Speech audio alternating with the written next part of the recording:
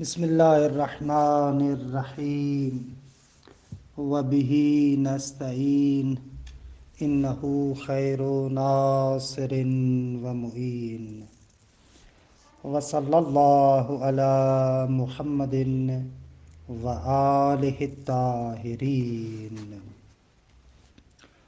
قال اجمع العلماء کافۃ على وجوب معرفة الله تعالى وصفاته الثبوتية والسلبية وما يصح عليه وما يمتنع عنه والنبوة والإمامة والمعاد۔ الحمدللہ ہماری گفتگو شرح باب ہادی عشر میں تھی۔ گزشتہ جلسے میں علامہ حلی رحمۃ اللہ علیہ کے عبارت کے ایک ٹکڑے کی وضاحت ہوئی کہ جس میں بیان کیا گیا کہ باب ہادی عشر ان مسائل کے بیان میں ہے جن کی معرفت تمام مکلفین پر واجب ہے۔ اس جملے کی وضاحت شارح فاضل نے اچھے طریقے سے فرمائی۔ اس کے بعد عبارت کا ایک اور حصہ نقل کرتے ہیں کہ میں عبارت کے اس حصے کا ترجمہ کرتا ہوں اور پھر اس کی شرح بیان کرتے ہیں۔ علامہ حلی رحمۃ اللہ علیہ فرماتے اجمع العلماء کافۃ، تمام علماء کا اجماع ہے علی وجوب معرفت اللہ تعالی، پروردگار عالم کی معرفت واجب ہے، یعنی اس کے وجود کی تصدیق کرنا واجب ہے۔ وصفاتہ الثبوتیۃ والسلبیہ، اور پروردگار عالم کے صفات ثبوتیہ کی معرفت حاصل کرنا بھی واجب ہے، صفات سلبیہ کی معرفت حاصل کرنا بھی واجب ہے۔ صفات ثبوتیہ جیسے علم و قدرت، صفات سلبیہ جیسے یہ کہ پروردگار عالم جسم نہیں ہے، خدا کسی چیز کے اندر حلول کیے ہوئے نہیں ہے، اور بہت ساری جو صفات سلبیہ ہیں آئندہ ذکر ہوں گی، ان کی معرفت بھی واجب ہے۔ وما یصح علیہ وما یمتنع عنہ، اور جو چیز خدا کے لیے جائز ہے اور جو چیز خدا کے بارے میں ممتنع ہے، کہ یہ دونوں جملات اشارہ ہیں عدل کی طرف، یعنی اس کی تصدیق کرنا بھی واجب ہے۔ والنبوہ، یعنی نبی کی نبوت کی تصدیق بھی واجب ہے۔ والامامہ، ائمہ اثنا عشر کی امامت کا عقیدہ رکھنا بھی ضروری ہے۔ والمعاد، اور آخرت پر یقین رکھنا بھی ضروری ہے، یعنی اصول دین کی معرفت واجب ہے کہ اصول دین کے اندر 5 چیزیں آ جاتی ہیں: توحید، عدل، نبوت، امامت اور قیامت۔ ان کی معرفت حاصل کرنا ضروری ہے۔ اچھا، یہ علامہ حلی رحمۃ اللہ علیہ کی عبارت۔ شارح اب آتے ہیں اور اس عبارت کی وضاحت کرتے ہیں۔ شارح سب سے پہلے اس نقطے کو بیان کرتے، عبارت میں استعمال ہوا نا اجمع العلماء، اجماع کا معنی کرتے ہیں اور پھر مطلب کو ذکر کرتے ہیں۔ اچھا، اجماع یعنی اہل حل و عقد کا اتفاق، امت ختمی مرتبت صلی اللہ علیہ وآلہ وسلم میں جو اہل حل و عقد ہیں، اہل حل و عقد، عقد گرہ کو کہتے ہیں، حل یعنی گرہ کو کھولنا، گرہ گشائی۔ اہل حل و عقد اصطلاحاً کہا جاتا ہے ان افراد کو کہ جو افراد مختلف امور کے اندر صاحب رأی ہوتے ہیں، یعنی یہاں پر مراد وہی علماء، یہاں پر مراد وہ کہ جن کے ہاتھوں میں لوگوں کے امور کی باغ ڈور ہوتی ہے، ایسے لوگوں کو اہل حل و عقد کہتے ہیں۔ تو یہاں پر اجماع سے مراد امت ختمی مرتبہ صلی اللہ علیہ وآلہ وسلم کے جو اہل حل و عقد ہیں، یعنی واقعاً جن کے ہاتھوں میں لوگوں کی باغ ڈور ہے، ان لوگوں کا اتفاق کہ مقصود یہاں پر علماء ہیں۔ اچھا دیکھیں، اجماع حجت ہے یا حجت نہیں ہے، اس کے بارے میں اصول میں بحث ہے۔ اصول میں بحث ہے کہ اہل سنت کے نزدیک خود اجماع، اتفاق اہل حل و عقد حجت ہے، کیونکہ وہ دلیل کے طور پر اس حدیث کو لاتے ہیں کہ لا تجتمع امتی علی خطأ، کہ پیغمبر ختمی مرتبت کی جانب منسوب حدیث ہے کہ میری امت خطا اور اشتباہ پر اتفاق نہیں کر سکتی۔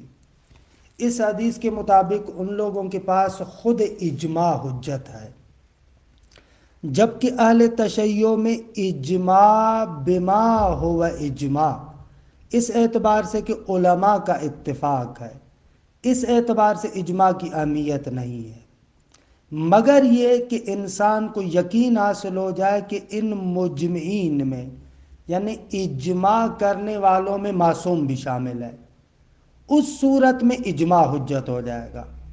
پس تشیع اور تسنن میں اجماع کی حجیت میں فرق ہے، دونوں کے ہاں ملاک جدا ہے۔ برادران اہل سنت کے نزدیک اجماع بما ہوا اجماع حجت ہے، تشیع کی نگاہ میں اجماع بما ہوا اجماع حجت نہیں ہے، علماء کا اتفاق حجت نہیں ہے، بلکہ اس اتفاق کے علماء سے اگر قول معصوم کا پتہ چل جائے تو حجت ہو جائے گا، اس صورت میں بھی در حقیقت وہی قول معصوم حجت ہوتا ہے۔ تو یہ دونوں کے نزدیک تفاوت پایا جاتا ہے۔ شارح فرماتے ہیں کہ مرحوم علامہ حلی رحمۃ اللہ علیہ فرماتے ہیں کہ اصول دین کی معرفت واجب ہے اور اس پر اجماع ہے۔ اہل سنت کے ہاں اجماع ہے، بہرحال اجماع خود حجت رکھتا ہے۔ ہمارے نزدیک یہ اجماع حجت ہے اس اعتبار سے کہ معصوم بھی اس کے اندر شامل ہے، لہذا یہ اجماع حجت ہوگا۔ اس اجماع کی سند کے لیے، تأیید کے لیے دو دلائل کو ذکر کرتے ہیں، دلیل عقلی اور دلیل سمعی، سمعی یعنی نقلی۔ خوب، دلیل عقلی کو دو طریقوں سے بیان کرتے ہیں۔ دلیل عقلی اول قاعدہ دفع ضرر محتمل، اور دوسری دلیل شکر منعم۔ ان دو دلائل کو ذکر کرتے ہیں۔ معمولاً ہماری کلامی کتابوں میں وجوب معرفت کے لیے ان دو دلائل عقلی کو ذکر کرتے ہیں۔ دلیل اول دفع ضرر محتمل۔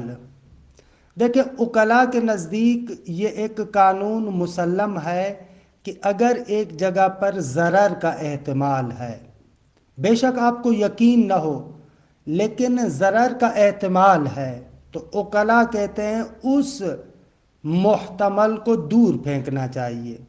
مثلا آپ کو پیاس لگی ہے، آپ کے سامنے ایک گلاس پڑا ہے، احتمال ہے کہ ممکن ہے کہ اس کے اندر جو پانی موجود ہے وہ مسموم ہو، زہریلا ہو، یقین نہیں ہے آپ کو، احتمال ہے۔ یہاں پر عقلاء کہتے ہیں کہ اس جگہ پر عقل مندی کا تقاضا یہ ہے کہ انسان اس پانی کے گلاس سے اپنے آپ کو دور بھگائے، یعنی وہ پانی کا گلاس نہ پیے۔ دفع ضرر محتمل واجب ہے، کیونکہ بھئی احتمال ہے، ممکن ہے ظاہر ہو، یقین تو آپ کو نہیں ہے، لیکن بہرحال احتمال تو ہے اپنی جگہ پر۔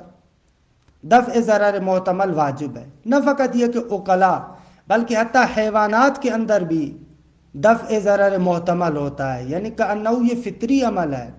حتیٰ بعض حیوانات، ان کو اگر شک ہو جائے نا کہ فلاں راستے سے ہماری جان کو نقصان ہے، تو وہ حیوان اس راستے سے نہیں جاتا۔ مثلا اگر چوہے کو شک ہو جائے، احتمال بھی دے کہ فلاں جگہ پر بلی موجود ہے، تو چوہا اس طرف نہیں جاتا۔ دفع ضرر محتمل حیوانات کے اندر بھی ہے، جبلی ہے، تو دفع ضرر محتمل واجب ہے، یہ ایک عقلی قانون ہے۔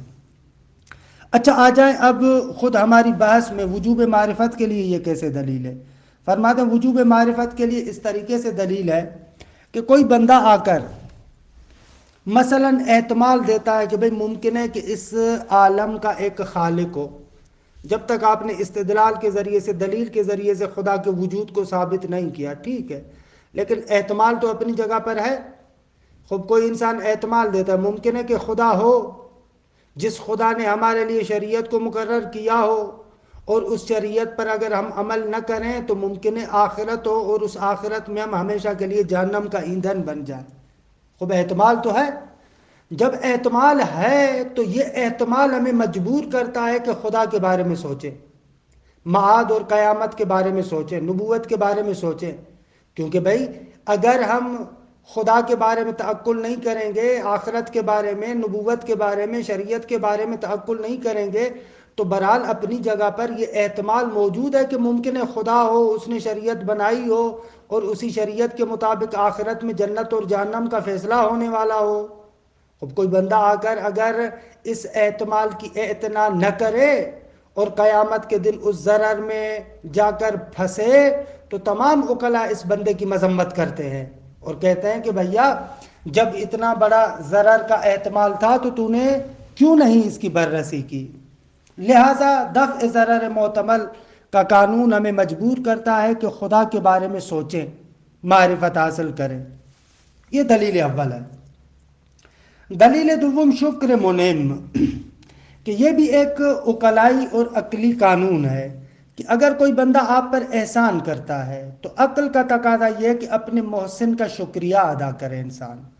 مثلا اگر آپ کسی مشکل میں پھنس جائیں، کوئی بندہ آپ کی کمک کرتا ہے، آپ اس کو نہیں جانتے، تو آپ کی عقل یہ کہتی ہے کہ بھائی جس نے آپ پر اتنا احسان کیا ہے آپ اس کو پہچانے تو صحیح، بالآخر کون تھا جس نے آپ کے ساتھ اتنا لطف کیا، اس نے مہربانی کی، اس کو پہچانے تاکہ آپ اس کا شکریہ ادا کریں۔ تو یہاں پر بھی ایسے ہے کہ اس دنیا کے اندر پہلے میں موجود نہیں تھا، پھر بعد میں مجھے وجود دیا گیا، میرے لیے بہت ساری نعمتوں کو رکھا گیا، ہر طرح کی ضروریات کو پورا کیا گیا۔ خب بالآخر وہ میرا محسن کون ہے؟ کس نے مجھے ایجاد کیا؟ کس نے میرے لیے یہ تمام نعمتیں قرار دی ہیں؟ تو عقل کہتی ہے کہ اپنے منعم کا شکریہ ادا کرو، اور شکر منعم معرفت منعم کے بغیر نہیں ہو سکتا، لہذا معرفت منعم واجب ہے۔ یہ دو دلیل عقلی ہیں اس کے بارے میں کہ معرفت کردگار، معرفت حضرت حق واجب ہے۔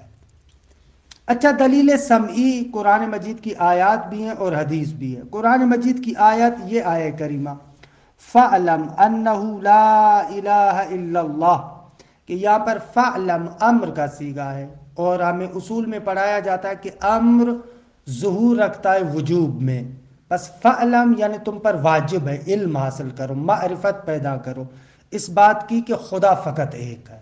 یہ دلیل نقلی۔ اسی طریقے سے دلیل نقلی ایک اور روایت ہے کہ جس کو عبارت کے اندر ہم پیش کرتے ہیں۔ اب دیکھیں اس عبارت کے حصے کو۔ پہلا تو میں نے ترجمہ کیا، کالا کا ترجمہ کیا تھا، اقولوں سے اب ترجمہ کروں گا۔ اتفق اہل الحل والعقد من امت محمد صلی اللہ علیہ وآلہ وسلم، فرماتے امت محمدیہ میں سے، امت محمد میں سے جو اہل حل و عقد ہے ان کا اتفاق ہے۔ کس بات پر اتفاق ہے؟ اتفق علی وجوب هذه المعارف، یہ جو ہم نے اوپر ذکر کیے اصول دین جو 5 ہیں، ان معارف کی معرفت حاصل کرنا واجب ہے۔ اتفق اہل الحل والعقد علی وجوب هذه المعارف، ان معارف کی معرفت حاصل کرنا کیا ہے؟ ضروری ہے۔ وَإِجْمَاعُهُمْ حُجَّةٌ اتفاقاً، اس اہل حل و عقد اور ان علماء کا اجماع اتفاقاً حجت ہے، یعنی شیعہ سنی دونوں کے نزدیک حجت ہے۔ اما عندنا یعنی شیعہ کے نزدیک یہ اجماع حجت ہے، فَلِدُخُولِ الْمَعْصُومِ فِيهِمْ، کیونکہ ہمیں یقین حاصل ہے کہ معصوم بھی اس اجماع کے اندر داخل ہے۔ معصومین کی جانب سے بھی اتفاق ہے اس بات پر کہ بھئی ان اصول 5 کی معرفت حاصل کرنا ضروری ہے، معصومین بھی اس میں ہے، لہذا حجت ہے۔ وَأَمَّا عِنْدَ الْغَيْرِ، لیکن ہمارے علاوہ جو دوسرے ہیں یعنی اہل سنت فلقولہ صلی اللہ علیہ وآلہ وسلم پیغمبر کی اس حدیث کی بنا پر اجماع کو حجت مانتے ہیں. لا تجتمع امتی علی خطئن، اس کو خطا نہ پڑھیے گا، خطئن، میری امت خطا پر اجماع نہیں کرتی. والدلیل علی وجوب المعرفۃ سندا للاجماع علی وجہین، کہ یہ شارح اپنی طرف سے اضافہ کر رہے ہیں. فرماتے ہیں کہ وجوب معرفت پر دلیل اجماع کی تائید میں دو طریقوں سے ہے، ایک دلیل عقلی اور ایک دلیل سمعی. سمعی یعنی نقلی، قرآن و سنت سے. یہاں سے یہ جو عبارت آگے پڑھ رہے ہیں نا، یہ عبارت شارح کی جانب سے اضافہ ہے، ماتن نے اس کو ذکر نہیں کیا، ماتن نے اس مطلب کو ذکر نہیں کیا. آپ کے سامنے علامہ حلی کی عبارت پڑھی تھی، یہ اضافہ فاضل شارح کی جانب سے ہے. اما الاول دلیل عقلی فلوجہین، دو وجوہ کے ذریعے سے. الاول وجہ اول کیا ہے کہ انہا دافعۃ للخوف الحاصل للانسان من الاختلاف. فرماتے ہیں کہ دلیل اول وہی ہے دفع ضرر محتمل. کہتے ہیں انہا یعنی یہ معرفت دافعۃ للخوف، اس خوف کو دفع کرنے والی ہے. یہ معرفت اس خوف کو دفع کرنے والی ہے کہ الحاصل للانسان من الاختلاف، جو خوف انسان کو حاصل ہوتا ہے اختلاف کی وجہ سے. مثلا بعض لوگ کہتے ہیں کہ خدا ہے، بعض لوگ کہتے ہیں خدا نہیں ہے. جو لوگ کہتے ہیں کہ خدا ہے ان میں بھی پھر بعض کہتے ہیں کہ بھئی خدا نے انبیاء بھی بھیجے ہیں، شرائع بھی بھیجی ہیں، ان شرائع کا ہمیں مکلف بھی بنایا ہے. بعض مانتے ہیں، بعض انکار کرتے ہیں. بہرحال اس اختلاف کی وجہ سے انسان کو ضرر کا خوف ہوتا ہے کہ شاید خدا نے انبیاء بھیجے ہوں، شریعتیں قرار دی ہوں، ان شریعتوں کی مخالفت کی صورت میں ہمارے لیے شاید جہنم ہو. تو اس اختلاف کی وجہ سے ایک خوف انسان کو حاصل ہوتا ہے ضرر کا. وَدَفْعُ الْخَوْفِ وَاجِبٌ، اور اس ضرر کے خوف کو دفع کرنا واجب ہے عقلاً.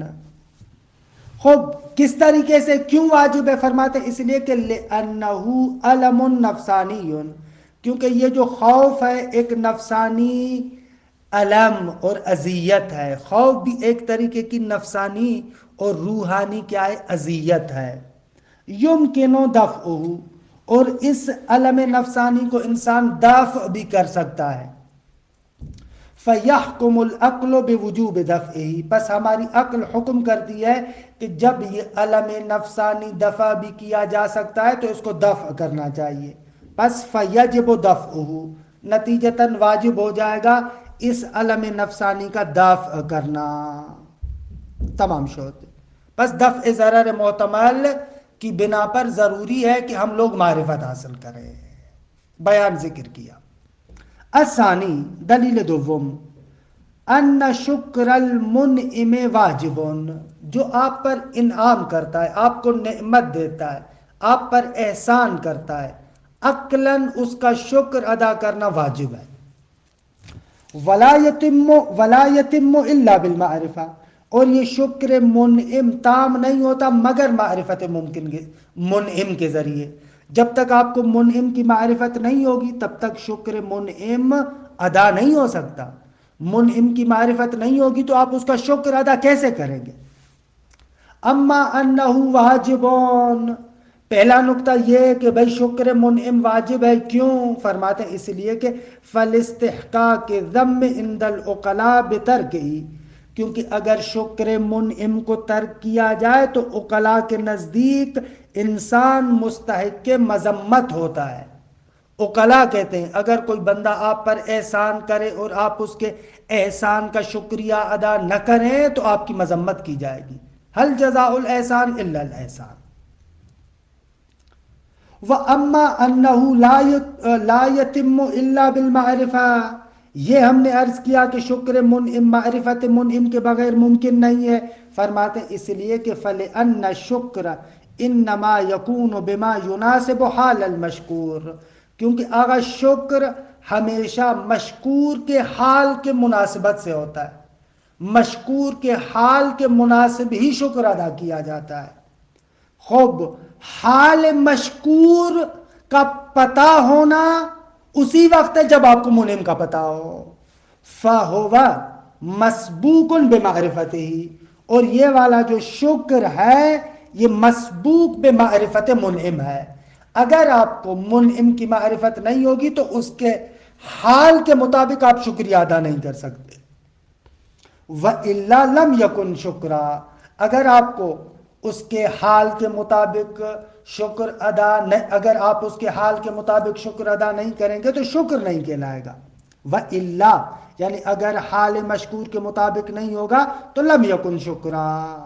خوب والباری تعالی منعم، پروردگار عالم منعم ہے، پس فیجب شکرہ، اس کا شکر ادا کرنا واجب ہے۔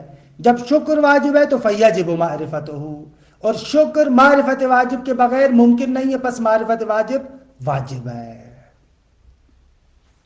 وَلَمَّا كَانَ التَّكْلِيفُ وَاجِبًا فِي الْحِكْمَةِ كَمَا سَيَأْتِي، انشاءاللہ آئندہ بیانات میں ہم ذکر کریں گے کہ تکلیف اور شریعت خدا پر واجب ہے۔ خدا کی حکمت کا تقاضا یہ ہے کہ انسان کو مکلف بنائے، انشاءاللہ آئندہ مباحث میں ذکر کریں گے۔ وَلَمَّا كَانَ التَّكْلِيفُ وَاجِبًا فِي الْحِكْمَةِ وَجَبَ مَعْرِفَةُ مُبَلِّغِهِ، تو پس جب تکلیف واجب ہے تو واجب ہو جائے گا مبلغ تکلیف کی معرفت حاصل کرنا۔ مبلغ تکلیف کون ہے؟ وَهُوَ النَّبِيُّ، وہ نبی ہے۔ خوب مبلغ نبی کی معرفت، مبلغ تکلیف کی معرفت حاصل کرنا ضروری ہے، جو کیا ہے؟ نبی ہے۔ اسی طریقے سے وَحَافِظُهُ، اور جو حافظ تکلیف ہے یعنی امام، اس کی معرفت بھی واجب ہوگی۔ نبی شارع ہوتا ہے، شریعت لے کر آتا ہے، امام شریعت کا پاسبان ہوتا ہے، محافظ ہوتا ہے، حفاظت کرنے والا ہوتا ہے۔ لہذا یہ لوگ جو کہتے ہیں کہ شیعہ حضرات ختم نبوت کے قائل نہیں ہیں، یہ لوگ مغرض ہیں، کیونکہ مکتب تشیع کے نقطہ نگاہ کے اعتبار سے امام نبی نہیں ہوتا، شریعت لانے والا نہیں ہوتا، بلکہ شریعت کی حفاظت کرنے والا ہوتا ہے۔ وَمَعْرِفَةُ الْمَعَاد، اور اسی طریقے سے وجب معرفت المعاد، معاد یعنی آخرت، آخرت اور قیامت کی معرفت حاصل کرنا بھی واجب ہے۔ کیوں؟ لاستلزام التکلیف وجوب الجزاء، کیونکہ تکلیف مستلزم ہے جزا کی۔ جب خداوند منان ہمیں مکلف بناتا ہے تو عقل کہتی ہے کہ جب خدا نے آپ کو تکلیف دی ہے تو اس کی جزا بھی دے۔ خود جزا اس دنیا میں نہیں ملتی، بس ایک اور عالم ہونا چاہیے جس کو آخرت کہتے ہیں۔ اس طریقے سے دیکھا آپ نے تمام کے تمام اصول دین کی معرفت واجب ہو جائے گی۔ وَأَمَّا الدَّلِيلُ السَّمْعِيُّ، اما دلیل نقلی فلوجہین، وہ بھی دو طریقوں سے ہے۔ الاول قولہ تعالی، یہ پروردگار عالم کا قول، فَاعْلَمْ أَنَّهُ لَا إِلَٰهَ إِلَّا اللَّهُ۔ بعض بزرگان کہتے ہیں یہ جو پیغمبر اکرم کی دعا ہے نا، رب زدنی علما، یہ کون سا علم ہے جو پیغمبر اکرم خدا سے مانگتے ہیں؟ تو اس رب زدنی علما کا جو جواب ہے وہ یہ آیہ کریمہ ہے کہ فَاعْلَمْ أَنَّهُ لَا إِلَٰهَ إِلَّا اللَّهُ، یعنی علم توحید۔ پروردگار عالم سے جس علم کا تقاضا رسول اللہ فرما رہے ہیں وہ علم توحید ہے، کہ علم توحید دیگے ختم ہونے والا نہیں ہے، کیونکہ خدا کے کمالات لامتناہی اور لامحدود ہیں، لہذا یہ علم بھی کبھی بھی ختم نہیں ہوگا۔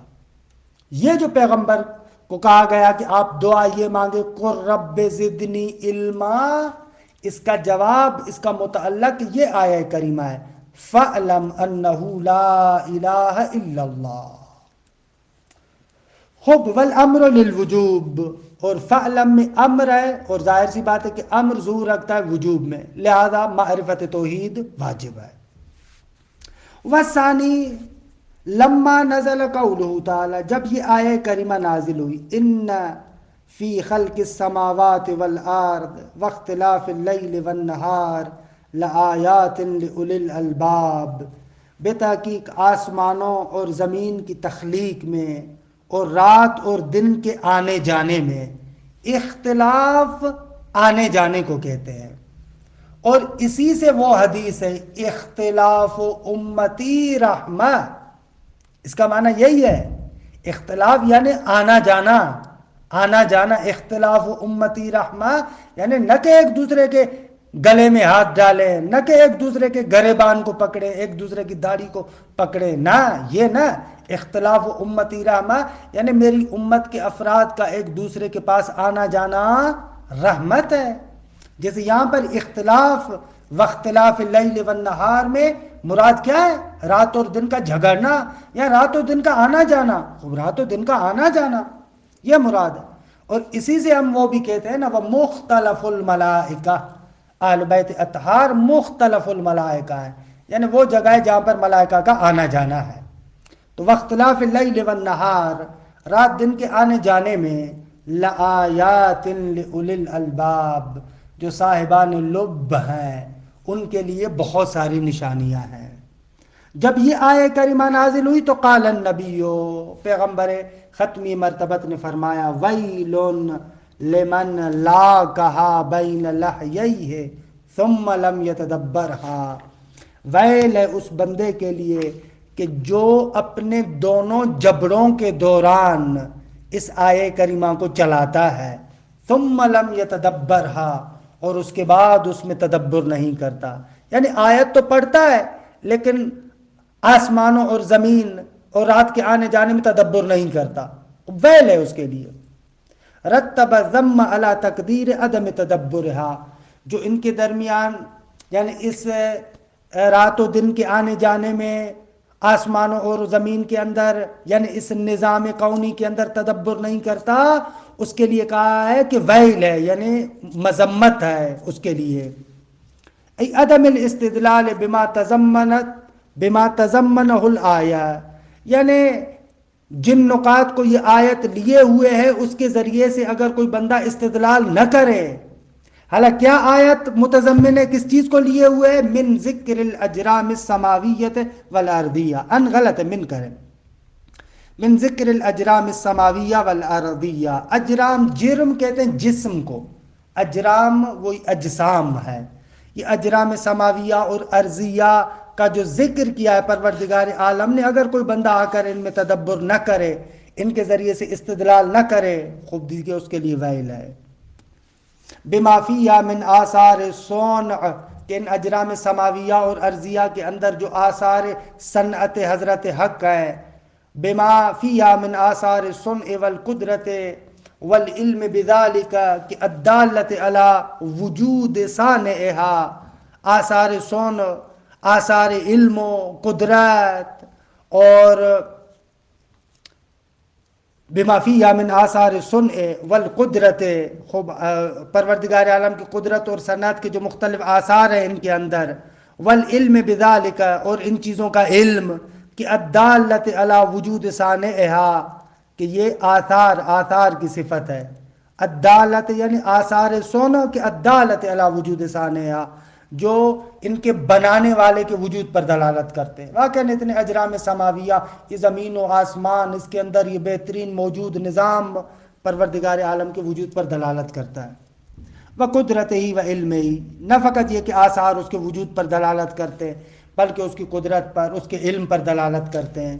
پس فیکون النظر والاستدلال واجبان، پس نظر و استدلال واجب ہو جائے گا، وہو المطلوب، اور مطلوب بھی ہمارا یہی ہے۔ پس دو دلائل، یعنی دلیل عقلی کو بھی ذکر کیا اور دلیل نقلی کو بھی ذکر کیا۔ وصلی اللہ علی محمد و آل بیتہ الطیبین الطاہرین۔